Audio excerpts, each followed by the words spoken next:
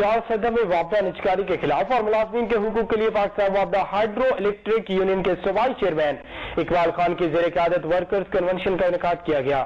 مزید تفصیلات کے لیے دیکھتے ہیں فائز اللہ کی یہ رپورٹ۔ صدہ میں وابدہ کی نجکاری کی سازش کے خلاف ملازمین کو ایک پلیٹ فارم پر جمع کرنے اور ان کے حقوق کے لیے بھرپور جدوجہد کرنے کے حوالے سے ہائیڈرو یونین کے زیر اہتمام ورکرز کنونشن کا انعقاد کیا گیا۔ کنونشن میں ضلعی، سرکل اور صوبائی عہدیداروں سمیت سینکڑوں کی تعداد میں وابدہ ملازمین نے شرکت کی۔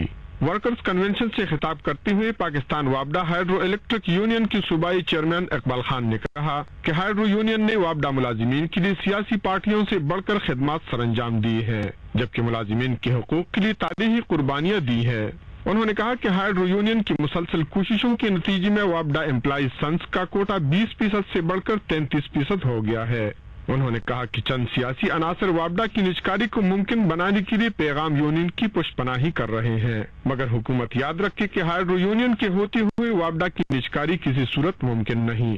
انہوں نے کہا کہ پیغام یونین عدالتی فیصلے کی غلط تشریح کر کے وابدہ ملازمین میں نفاق پیدا کر رہی ہے، جس کے خلاف سپریم کورٹ سے رجوع ہو چکا ہے۔ انہوں نے کہا کہ حکومت کئی سالوں سے بجلی کی کوئی پیداواری منصوبہ شروع نہ کر سکی اور پیٹرول کا 70% حصہ بجلی کی پیداوار پر خرچ کر کے مہنگائی میں اضافہ کر رہی ہے۔ کنونشن سے زونل جنرل سیکرٹری زیت اللہ خان، سرکل چیئرمین طارق خان، ضلعی چیئرمین اکرام اللہ اور دیگر نے بھی خطاب کیا۔